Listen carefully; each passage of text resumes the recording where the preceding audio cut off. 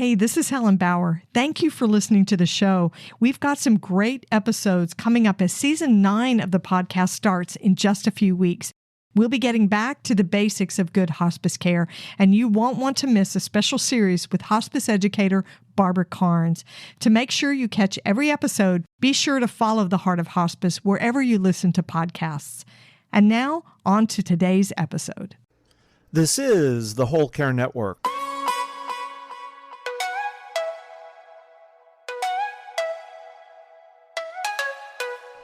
Helping you tell your story one podcast at a time. Content presented in the following podcast is for information purposes only.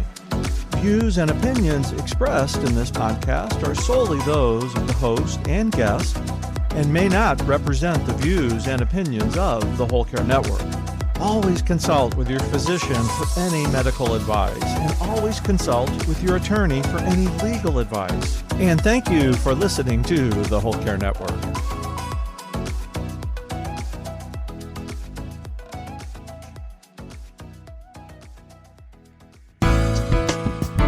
We see a need for them to get their cup filled, I think, for one thing. I think that the work you all do can be so emotionally exhausting that you have to find a way to, and you're just pouring, right? To use the cup analogy, you're just pouring out of your own cup so much, you have to stop and get your cup filled. Today's guest, Erin Whalen of Compassionate Coaching, is helping end-of-life and bereavement teams avoid employee burnout and turnover in a very unique way. Whether you are a family caregiver or an end-of-life professional, the Heart of Hospice podcast is here to enhance your hospice experience by connecting you with information you can use about end-of-life care.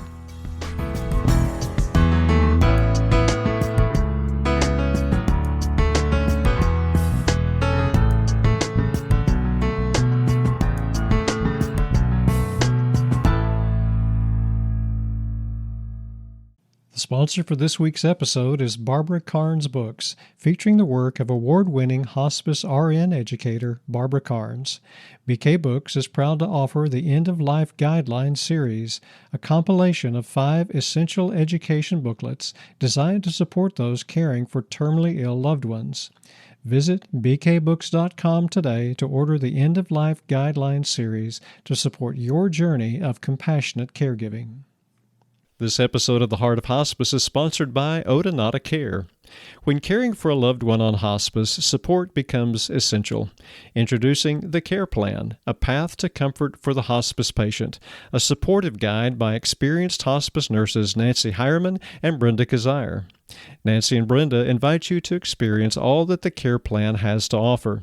Be sure to check out their free library of care videos on thecareplan.net or on YouTube.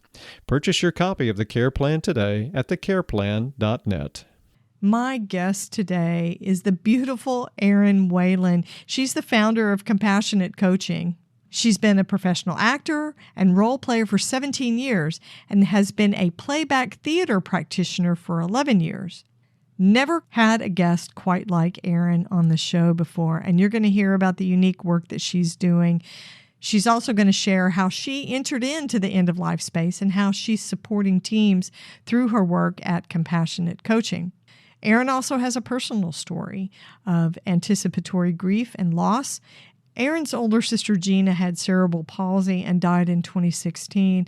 Erin says that she was born into a life with anticipatory grief because of Gina's condition and knowing that Gina would eventually die. After a conversation with a family member, Erin came to realize that she is who she is and does her work because of her relationship with Gina.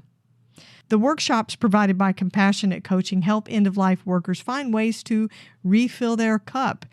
They use playback theater to help end-of-life and bereavement workers avoid burnout, and they utilize a process called take and leave, which helps them find balance after a workshop. She's going to explain how that works as well.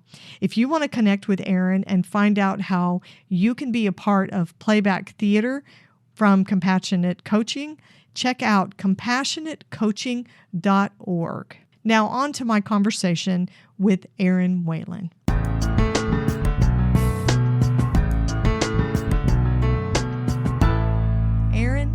welcome to the Heart of Hospice podcast. I'm so glad to have you with me today. I am so glad to be here, Helen. Thank you so much for this opportunity. We have a fantastic conversation today because we're going to be talking about an event that I got to participate in with you and the work that you do. So it's going to be a fun conversation. I think we're going to learn a lot about something very unique that you guys are doing. But I want to start with an icebreaker question. Okay. From the Death Deck, because I'm a little Death Deck obsessed, I will have to confess. And you're familiar with the Death Deck.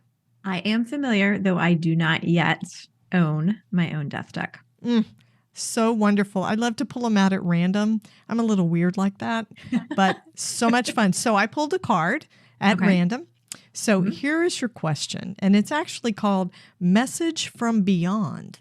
Ooh. If you could send one post-death message from beyond, what would you tell your family? Oh. And this can go a lot of different ways. I like this one.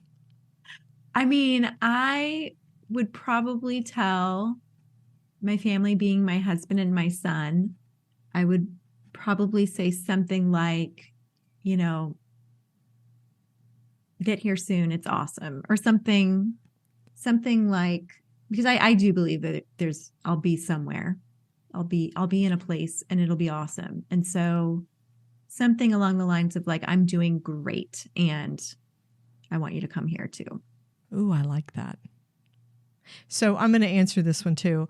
Please do. If I could send one post-death message to my family, I think it would be to my kids. I have two daughters. And it would be something like, you think I don't see you, but I do. I love that. Yeah, I hadn't even thought of it going that way, but that's also a good angle to take. Or something like, stand up straight. Yeah. They would know it was coming from me. They would know it was coming from me if I said something like that. Like I always tell my son, you can be mad, but not mean. So I would probably like catch him in some mean moments and remind him of that. And he would know who it was coming from. I have a tendency to say, be a friend and make good choices. Make good choices is another one. My kids are grown. They have their own kids, but sometimes I still say that. Yeah. So that would be a good message. Yeah. Oh, we could talk about this all day. I know. We could actually think of something creepy to say to them, like something only we would know. I know. That would be fun. Yeah, this is a good conversation. This is really good. Thank goodness for the Death Deck. This is a good little way of starting conversations about death. Yeah, I like the way it kind of goes off the rails if you do it right. It's a little cuckoo. So we're going to be talking about your work, right? As much as we love the Death Deck, we want to talk about the work that you're doing at Compassionate Coaching. Just to get us started, tell me in 2 words how you got into this work. Helen, I came up with a couple different pairs of words. That's good. You got options? Let's hear. I mean, if I'm being 100% authentic, I think the 2 words I would say would be Holy Spirit. I do think this was one of those divine appointment situations, because it doesn't make sense in a lot of ways for me to be doing this work. I've never done the work of an end of life professional, and so it feels a little strange to be an outsider, so to speak, going in and serving them. So it really feels like an unnatural, if you will, like something else had to be at work, prompting me to do that work than just me deciding it was the next step, because it wasn't the next step at all. Right. So that's one. That's the first. If I'm being honest, that's the most authentic 2 words that I would say. I like that. And a lot of people who work in end of life and death industries will tell you the same thing, that it wasn't something they sought out, that they just sort of were moved into it. I won't say pushed or forced into it, but somehow their lives moved in a way that morphed into that for them. I could see that. I think that's very true of a lot of end of life professionals. Yeah. Okay, so I want to hear about compassionate coaching. Tell me about the work that you and your team are doing there. So we do a couple things that I'll put into two buckets, if you will. So first, let me say that at Compassionate Coaching, what we do is we support end-of-life and bereavement professionals, and we want to be there to help them stay out of burnout so that they can stay in that field as long as they want, as long as they feel called to do so, or as long as their heart desires. So we're there to support them. And the two buckets are, the first bucket is a sense of team building or connection work that we do. It centers around playback theater, which you experienced. And it can be anything from, like you attended, like a 1-hour event. It could be a long-term relationship we have with, let's say, a hospice team. It could be a retreat that we offer, but it's really hands-on, interactive, innovative, memorable work that we do to help that team connect to each other and connect to their why they're doing this work, why they're here, why they haven't left. Because there is turnover and there's also not turnover. So why are you still here? What is compelling you to stay, since it is such a hard field? So that's kind of that first bucket. And then the second bucket, I need to find a new phrase than bucket. Like bucket sounds, it doesn't work. It communicates. I think it communicates well. Well, that's interesting you say communicates well, because the second bucket is communication skills coaching. Mm. And so you haven't experienced that, but you can imagine experiencing the first bucket of what we do. You can imagine that our communication skills coaching is equally as interactive and unique. And what I do is I bring in professional role players who can be anyone that someone wants to practice having a challenging conversation with. And then I facilitate the process so that people can practice those really hard conversations in that safe, low stakes environment. And they can get insight from the role player, from their colleagues about how it's going, get insight from themselves, a self-evaluation of how do I feel saying these things? What's activated in me? What's triggering to me? Why is that triggering? Oh, it reminds me of this person or that conversation I've had. And so that's the other thing we do, skills building around communication skills coaching. That's huge. That is huge, because that is one of the things we have so much trouble with. End-of-life professionals, we care, we're compassionate, we're skilled, but when it comes to communicating around certain things, we don't do well. And we put up a lot of barriers, time barriers, documentation barriers. We don't know people's culture. We're uncomfortable. And what it comes down to, I think, is to communicate those things, to start those conversations and have those conversations, I think is painfully relatable. It doesn't matter whether this person is the same age, the same gender, the same culture, same sexual identity. It's another human being that's at the end of life. And that is relatable for all of us. Always relatable. So communication is a huge thing. So let's back up a little bit. I'd like to talk about your personal story. As much as you want to share, remember, Erin, you put the boundaries on your story today with me. You had a sister who passed away in 2016, and lifelong experience with her medical condition, her health condition. Can you talk about that with me? Tell my listeners about the grief that you experienced during your sister's life. Yeah. So my sister, her name is Gina, and I'm the youngest of 4, and Gina was the second oldest. And she had really severe cerebral palsy.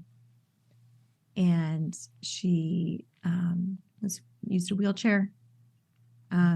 She needed support for all activities of daily living, all of them. And so I literally entered the world through the lens of anticipatory grief. And I never knew that phrase until a few years ago, because it was just my daily life. It was just this sense of Gina's going to die. We just don't know when. And so that was my upbringing. That was my family of origin. That kind of colored everything that I experienced in my life, was that we all were almost collectively holding our breath and wondering, when is Gina going to die? And it really shaped me. I know a lot of people think about the before and after someone dies, which is definitely, true for me. And yet, because of her condition and because that was the only world I ever knew, what I found was actually more profound and more of a milestone, maybe an equal milestone, but still a very strong milestone for me, was reaching the age that Gina never got to. Yes. Which I recently experienced. And so that was really, I'm in this second half of life now where I'm older than, my older sister ever got to. And so that's been really interesting and informative of my life now and my choices and my, how I'm choosing to live my life.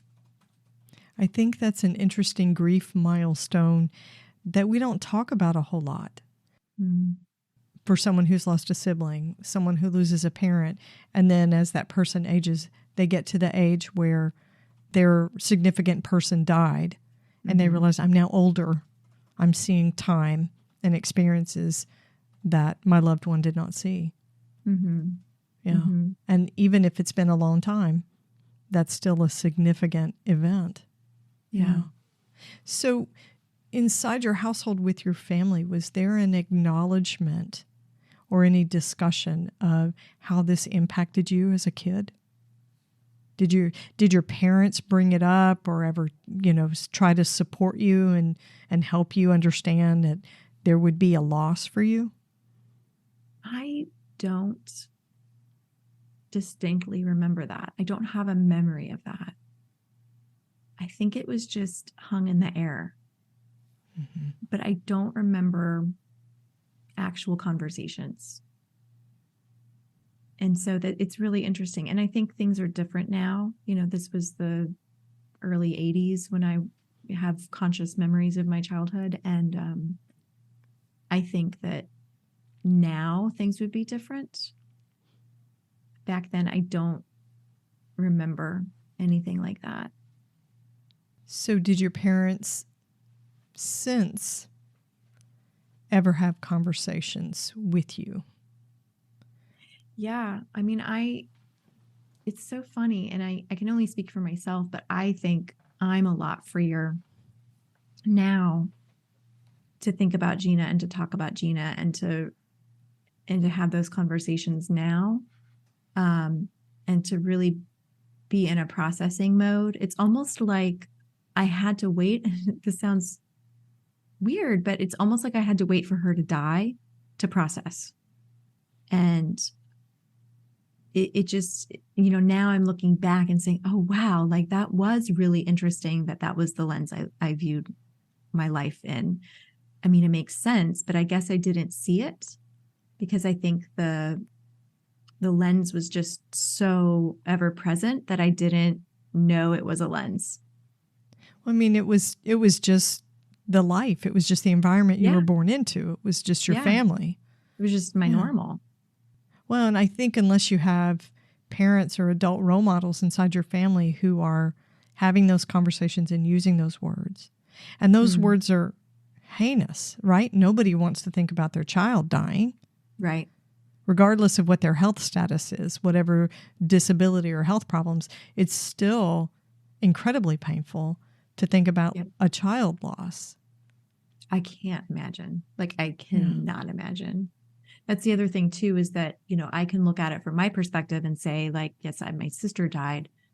I can't imagine my parents' perspective of having their daughter die. That's just horrendous to me. And it's not even as though there was a time of health for Gina. It wasn't like, oh, we have these memories of our child while she was healthy and then she got sick. It was, her life was always marked by pain and illness and the just disability. Not even sure, honestly, if that's the right word I should use. Her disability was, it was so severe. Like, she really was very, very much not in good health. And so to not even have that memory of, going back and seeing a time when Gina was healthy. And so they always had that, I'm sure, that worry, that awareness that she was going to die, and that, how can you prepare for that? I don't know. And then it's a lot to think of, well, you have these other children too, and prepare them. But there wasn't even a lot of time for any of that, because it was just, her needs were so great that the days were just so full. Yeah. You were just trying to be a family. Your parents were just trying to parent you. And they were living in a state of anticipatory grief from the moment Gina was born. Yeah. Yeah. And how do you balance that with the guilt that you might have over, maybe I don't give my kids without the health issues the same amount of attention that they need? Yeah, there's a whole lot of emotional stuff that's wound up in that. That's a very complicated situation. So in retrospect, being able to look at it and think about the anticipatory grief, I mean, really, what parent, unless you've got great grief support around you, what parent really knows how to navigate that kind of situation for 4 children, 3 of whom are healthy and one who's not? Yeah. Yeah. I mean, and like we both know, the support now is very different than the support back then. And so, it's a matter of access to resources and knowledge that they're there, and time to manage it all. Yeah. And so it's and I'm sure there's a sense of denial too, of, I mean, you couldn't really be in Gina's presence without thinking of, illness and challenge. And yet she, easily surpassed her life expectancy. And so in that sense, there was this hope. And, I don't want to say denial. It was, staring us in the face, the fact that, she was ill. And yet I wonder if there was denial there of, being so busy with the day-to-day that you don't even take the time to say, okay, well, she's going to die and we don't know when. It's a lot. It's a lot to process and to look back on and to think about. Yeah. I think when you're in the middle of it, it's one of those, you can't see the forest for the trees. Exactly. Right? The That's day-to-day well functioning is so much more important. That has to take precedent, and the other stuff you just set aside because it's too heavy to begin with, but you don't have time and space for it because, you're managing the day-to-day. Totally true. So how did your experience with your sister change or inspire the work that you do at Compassionate Coaching? When I think about my sister and her death, I think about this moment I had with one of my cousins at her wake, at Gina's wake. And my cousin, whom I'm very close to, she came up to me and she said, I don't know if this is going to come out right, but I just want you to know, I think that, your experience with your sister and, growing up in that way has made you who you are. And it's made you a more, I don't remember what word she used, empathetic, compassionate, caring person. And I think she was hesitant because she was basically saying, you're a very kind, compassionate, empathetic person. And that has nothing to do with you. It has everything to do with, the situation you were born into. but I agree. Like, I really do think that it shaped everything for me. And I think I was kind of like a prime, my personality, like I'm a very highly sensitive person. I'm introverted. I'm very creative and very inward going, reflective, deep processor, like all those things. And so I think I was able to take that experience with my sister and really allow the work that I do to be born from that. And so I really think, it sounds kind of corny, but I really do think that I'm more of who I should be because of Gina and because of my experience living, with her with a very severe illness, a very, very stark suffering. And I really think that just, I'm almost envisioning like a branding, like on my soul or my heart. Yeah. And it's not anything that I can take credit for. It's just, that's just the way the world works, that God works, that I was given that environment and my natural personality. And so I think my company was born through that, through that proximity to suffering. Yeah. It changed you and shaped you. And it's Gina's legacy. It's truly what it is. It's all you, right? Because these are your natural gifts anyway. But the experience shaped who you were. You can't deny that. No. That's an amazing thing to be able to happen to you, to make meaning out of something. People would say that Gina's life didn't affect anybody. She didn't do any great work. She was dependent for everybody. But look what change she affected in you. That is really beautiful. Yeah. I wrote a poem in college. I took a creative writing class and I wrote a poem, and it was dedicated to Gina. And it was basically like, I can do all the things you can't do. And it just the bittersweetness of that. And there's a pressure there of like the sense of like, oh, well, she can't decide I'm going to go for a walk. Like, she doesn't have that luxury, right? Like, I guess even though I don't feel like it, I should go for a walk. And so there's a sense of like pressure, and yet there is this sense of opportunity and legacy, and wanting to honor her in that way.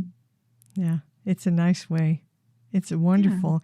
You have the natural gifts and you're willing to use them, and you recognize that without your relationship and your experience to Gina, maybe you wouldn't be doing these things. Maybe you would be doing something different. But you use it in such a meaningful way. Yeah, thank you. That's very true. This conversation is so good, but we're going to take a quick break. Hang on for more great content. Want to learn more about caring for someone at end of life? Discover the End of Life Guidelines series by Barbara Carnes. Here's Barbara Carnes to tell you more. There is a normal, natural way of dying. My materials are written to guide and support anyone who is addressing end-of-life situations. The goal is to help people have a positive experience so families will have a sacred memory to carry with them. The End of Life Guidelines series prepares readers for the natural, normal process of dying and grief. It's a compilation of 5 of our most popular books, including A Time to Live, Living with a Life-Threatening Illness, The 11th Hour, A Caring Guideline for the Hours to Minutes Before Death, Pain and End of Life, What You Need to Know About End-of-Life Comfort and Pain Management, My Friend, I Care, The Grief Experience, and the most widely used hospice book, Gone From My Sight. To order the End of Life Guidelines series, visit bkbooks.com. This series is available in digital format, and volume discounts are also available. Just visit bkbooks.com. If you're a hospice caregiver looking for resources to enhance your care, look no further than the Hospice Care Plan, A Path to Comfort.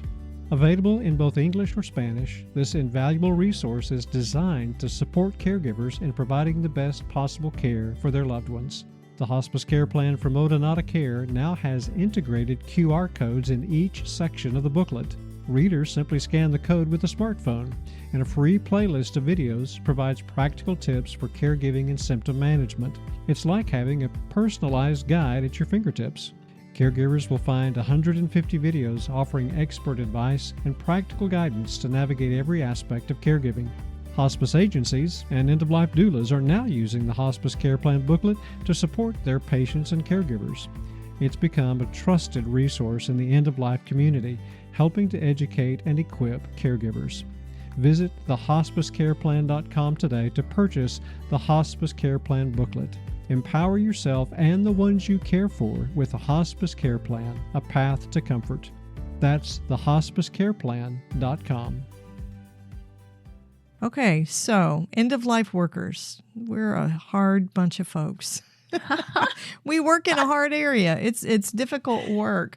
What are the needs that you see in end-of-life workers, the folks that participate in the playback theater and the communication skills, teams building services that you offer?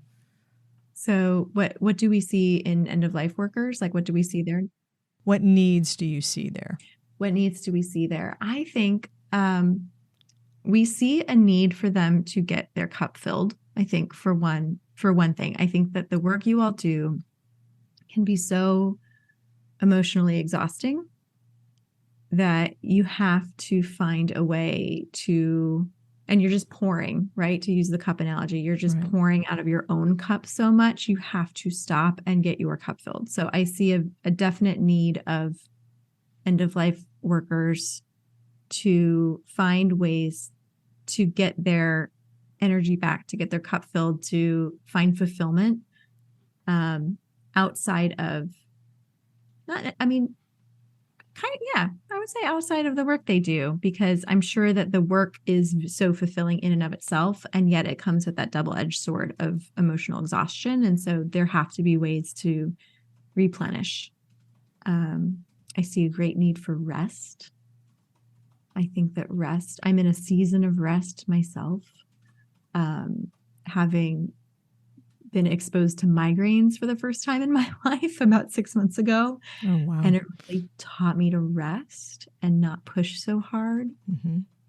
And it's showing me the value of that. And it's showing me, I see in other people, whether or not they're end-of-life workers or not, but just I can see, I'm like, oh, they're pushing too hard. Yes. They need to stop and rest. And I think community, I think I see a real need for community. I think that sometimes, not for everyone who works in end of life, but I think a lot of people feel isolated. And I think that they need, a good antidote to that isolation is a sense of community. Yeah.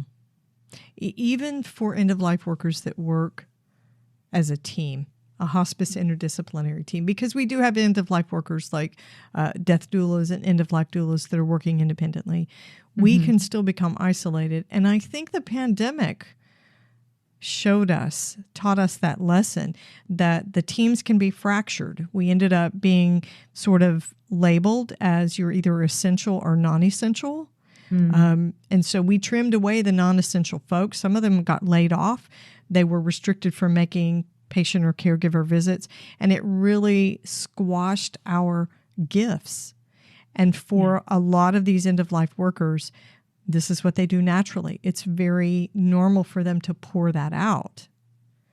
And so we became isolated. And then when we started doing the telehealth and pulling away from being in person, the isolation increased even more. And then not being able to be present when our patients were dying.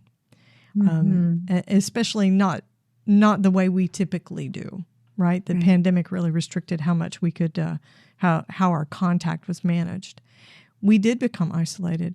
And I think it is very possible to sit in a room of people that are doing the same work that you're doing and still feel very alone. Yes. It's still possible. And community, that team community, is what saves us. It re-engages us, keeps us going, and it renews us. But the rest is a big thing.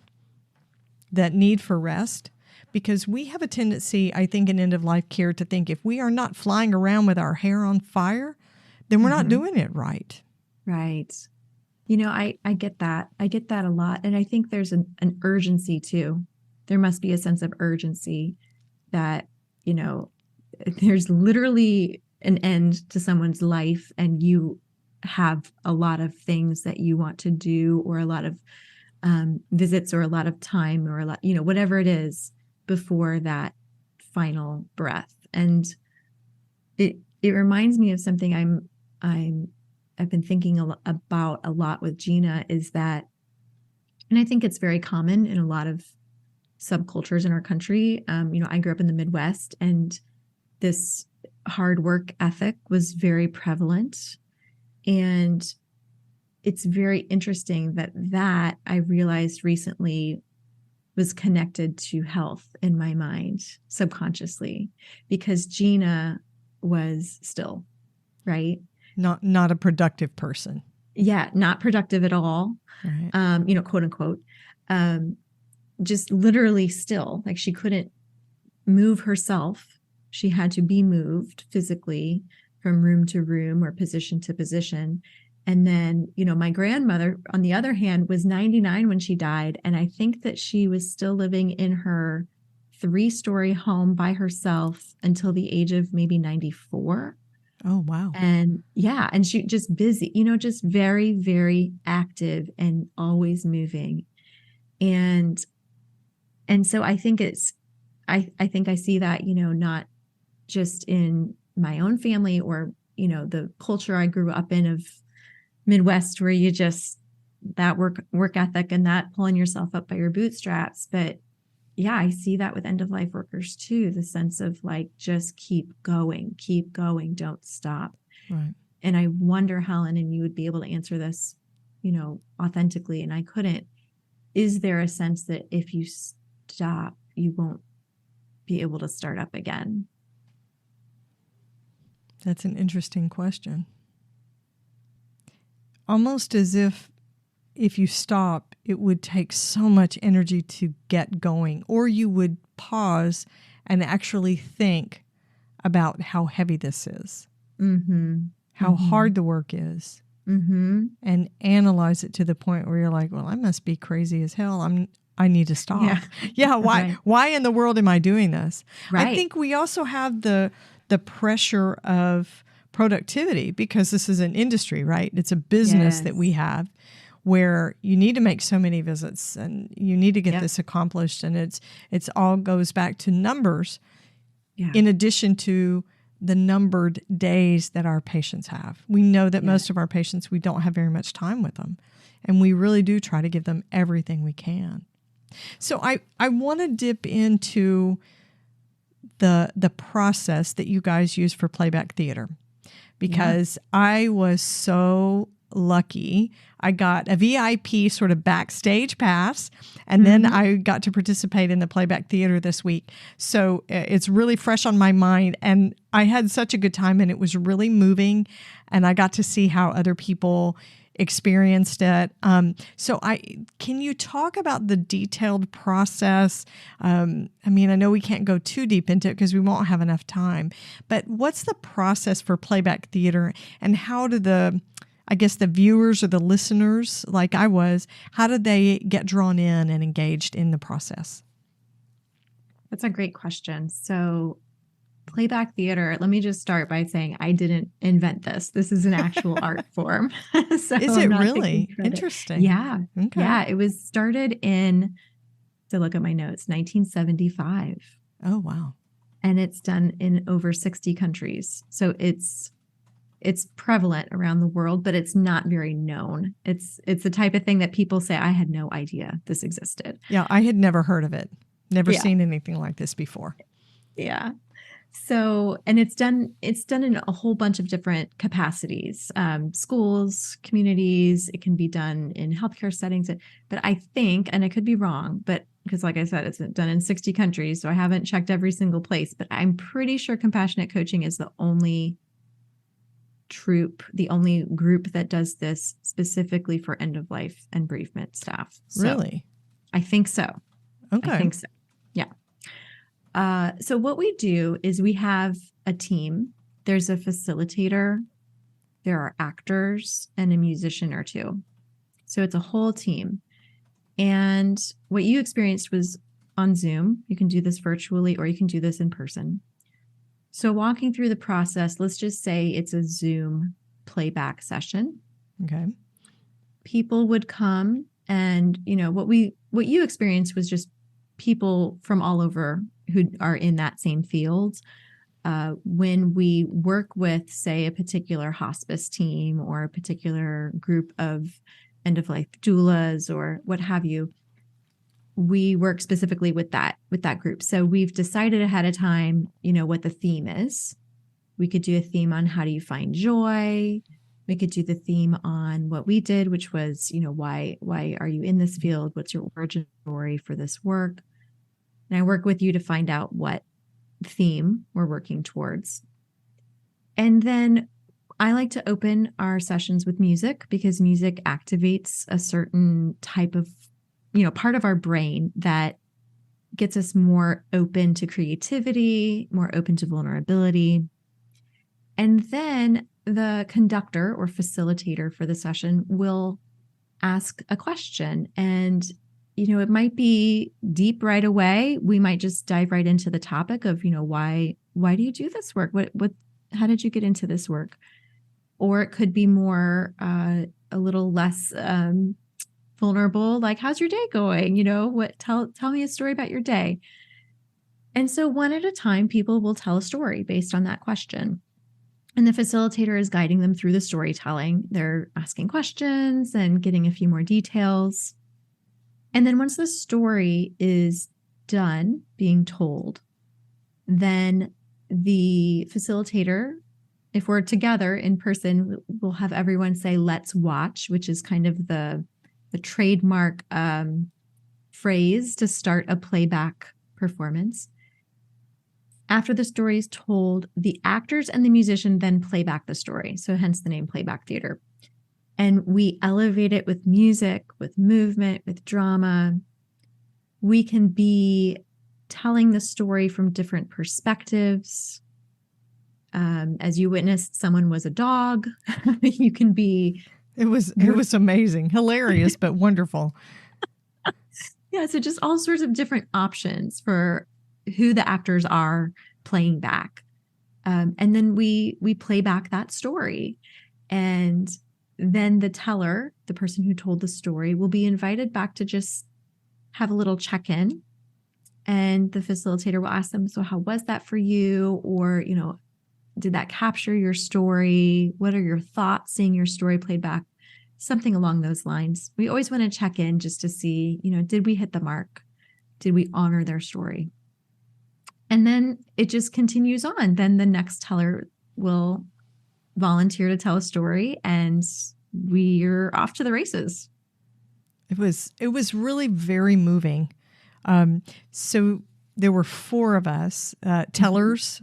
4 tellers. Uh-huh. Yes. And each one of us had a little bit of a different approach. And the last woman shared that she'd had some traumatic loss, but she talked about the loss of her dog.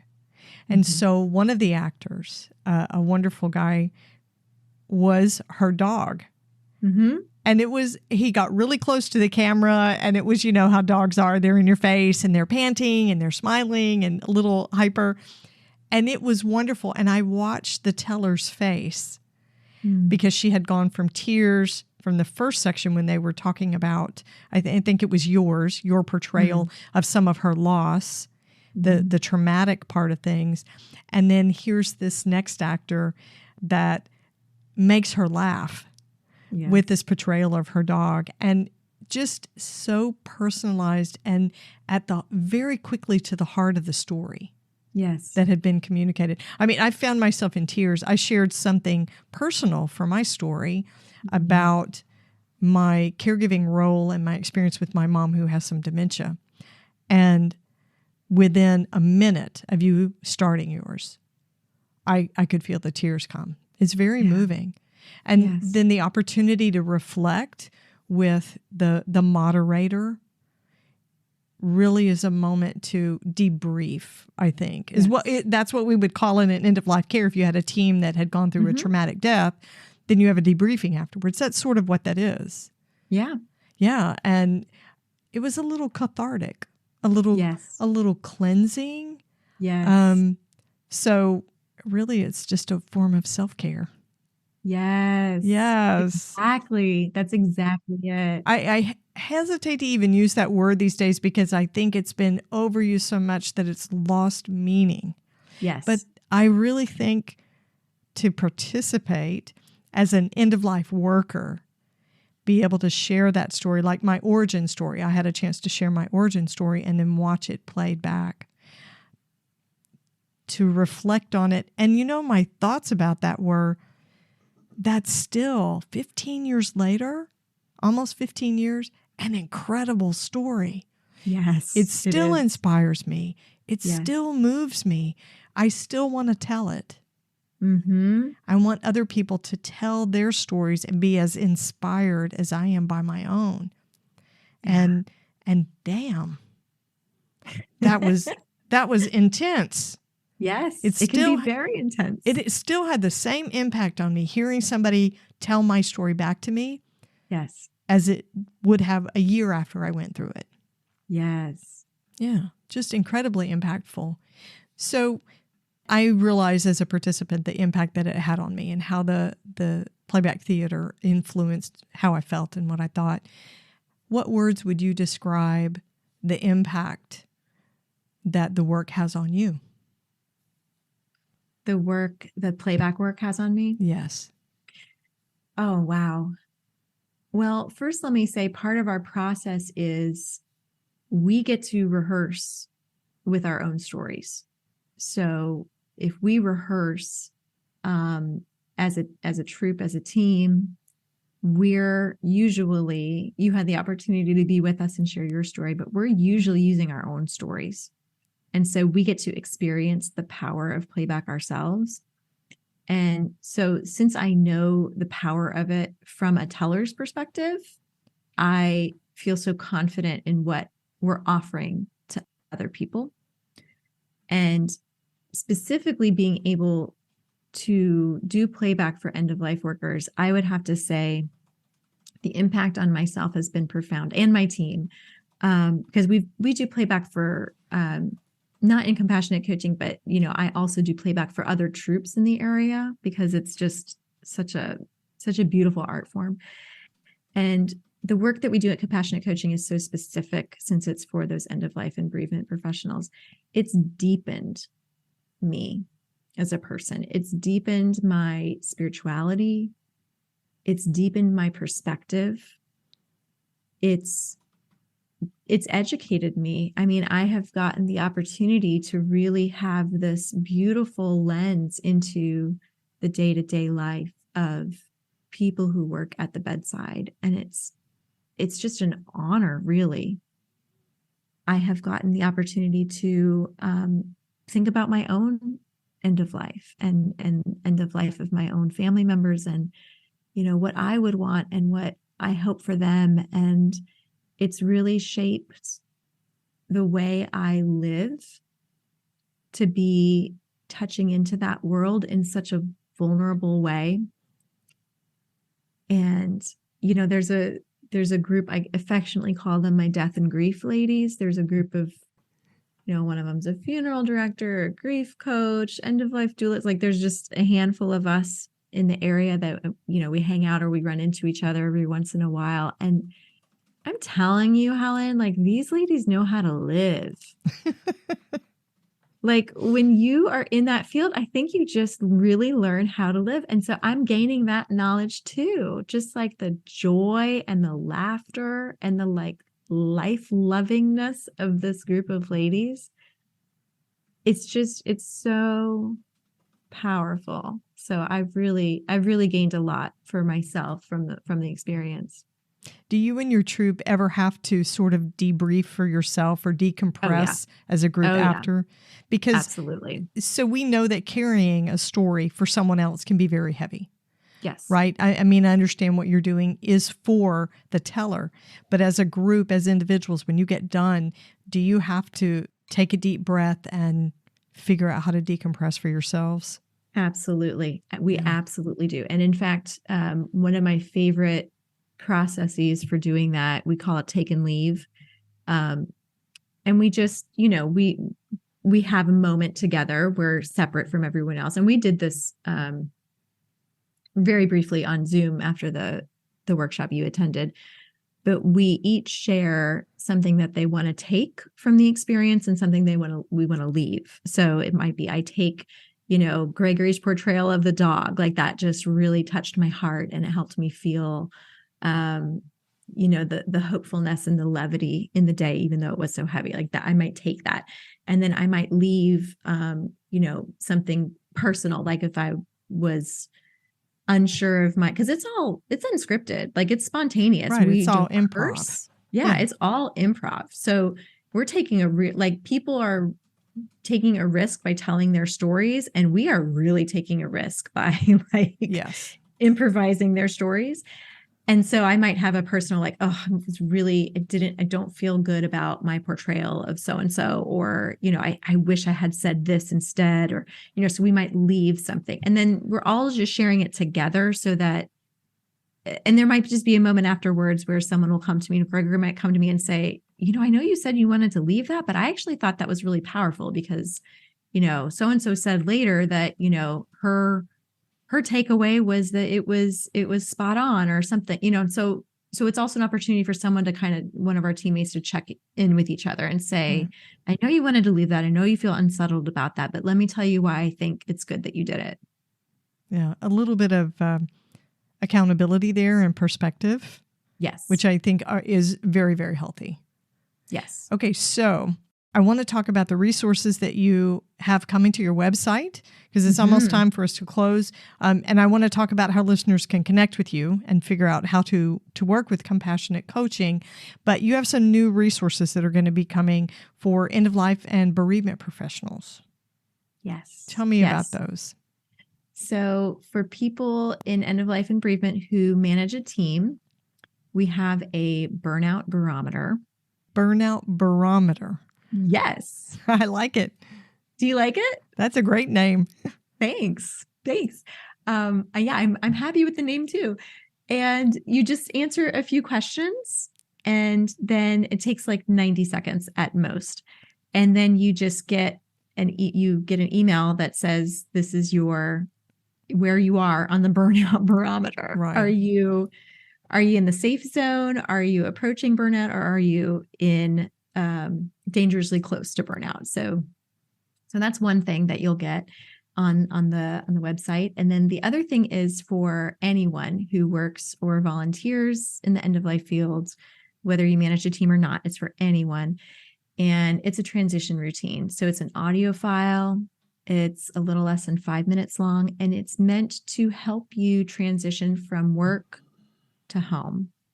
So you can listen to it, when you are done working and you get to your car before you drive, or once you drive home. Some people use the drive home to, listen to music and try and get some energy back, or even just let yourself process the day. But then once you get home, before you enter the home, to transition yourself so that you can be present for your family. And like you said, the debriefing process is so important to leave some of that behind so that you can really be ready for the next thing in your life.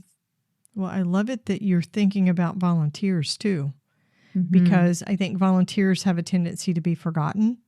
Yes. We love it when they do stuff for our patients, but when it comes to supporting them after they have also lost a patient, I think we forget about the grief needs of our volunteers. So those resources, when they come up on your website, is there going to be a fee for using those? Oh, no. These are free.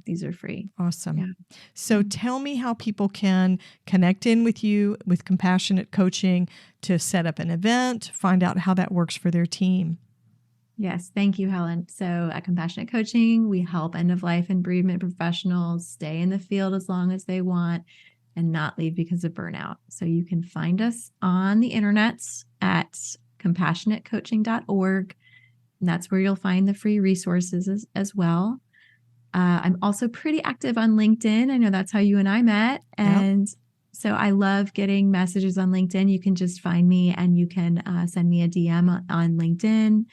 Or you can also, on my website, if you want to reach out, there's a little contact form that you can reach out to me there. We'll have links in the show notes so people can get a hold of you.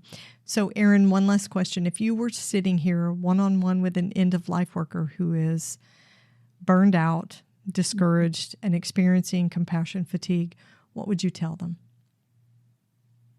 First, I would look them in the eyes and I would say, you're not alone. And there's hope. And that might be enough.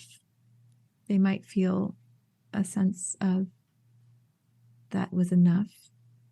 I would also encourage them to find someone that they can connect with to share that sense of isolation, that sense of needing their cup filled. Someone not a venting partner, but a real caring, loving person who wants what's best for you, someone that they can turn to express and to ask for support and love. That's, I would say, you find your person to help you with that. Yeah. You're not alone, and find your person. Mm-hmm. Perfect. Erin, thank you so much for talking with me on the show today. It's been great to have you here. It's been so lovely, Helen. Thank you. Be sure to catch the next episode of the Heart of Hospice podcast. You can find more episodes on theheartofhospice.com, and don't forget to follow us on your favorite podcast platform. You can connect with the Heart of Hospice on Facebook and Instagram, and send your questions or comments by email to helen@theheartofhospice.com. And remember, no matter who you are or where you are in your hospice journey, you are the heart of hospice.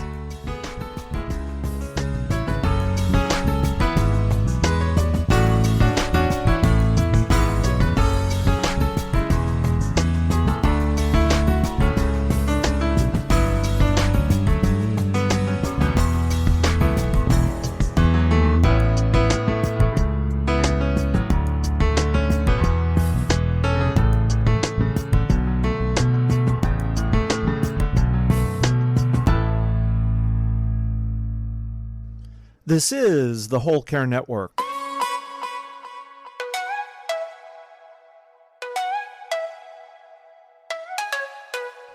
Helping you tell your story one podcast at a time.